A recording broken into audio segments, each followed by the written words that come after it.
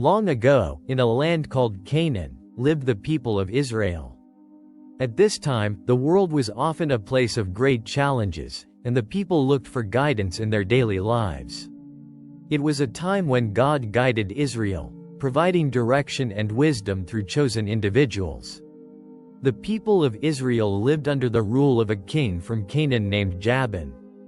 His powerful army was led by a general named Sisera, who commanded many strong chariots. This situation had lasted for 20 difficult years, making life hard for the Israelites, who faced constant hardships and oppression from King Jabin's forces. Among the people of Israel was a wise woman named Deborah. She was known as a prophetess, which meant she shared messages from God.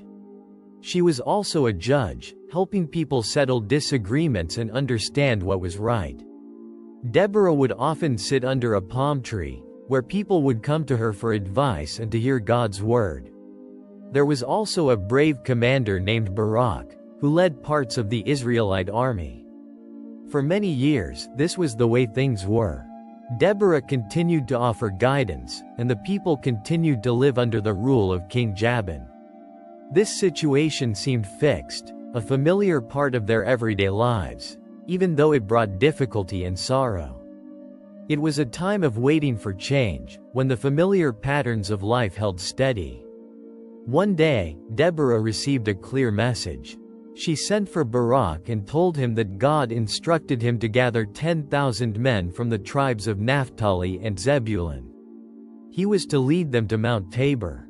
Deborah explained that God would draw General Sisera, with all his chariots and army, to the Kishon River and deliver them into Barak's hand.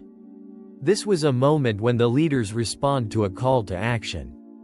Barak heard Deborah's words and agreed to go, but only if Deborah went with him.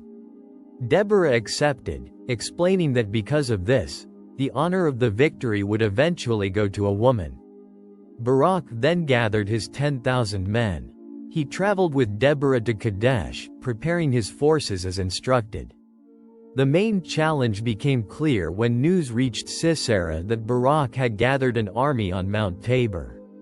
Sisera quickly reacted, assembling all 900 of his iron chariots and his entire army. They gathered at the Kishon River, presenting a formidable opposition. Sisera's army was well equipped and experienced, making the task for Barak's forces very difficult. The key turning point arrived when Deborah spoke to Barak.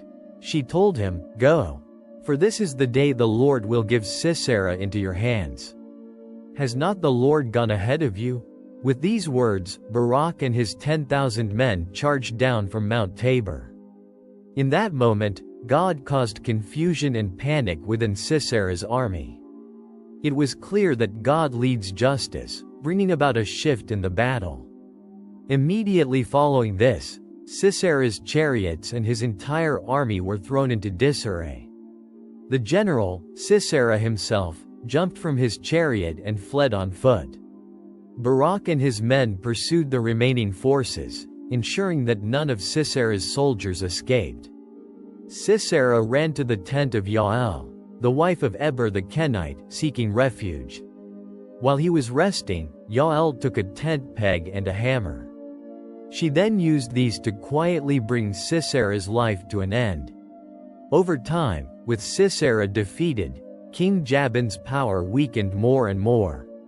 The people of Israel grew stronger, slowly recovering from the long period of oppression.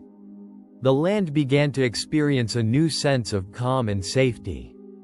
This situation evolved peacefully, and the land enjoyed a quiet rest for 40 years, demonstrating that victory occurs and endures. This story teaches us that when people listen and act upon guidance from God, even when facing powerful challenges, positive outcomes can happen. It also shows that courage can be found in different individuals, and that working together can lead to significant change. And so, the land found a long period of quiet and safety. The memory of Deborah's wisdom and Barak's courage lived on, reminding everyone of a time when great challenges were met, and peace was restored through faithfulness and collective effort.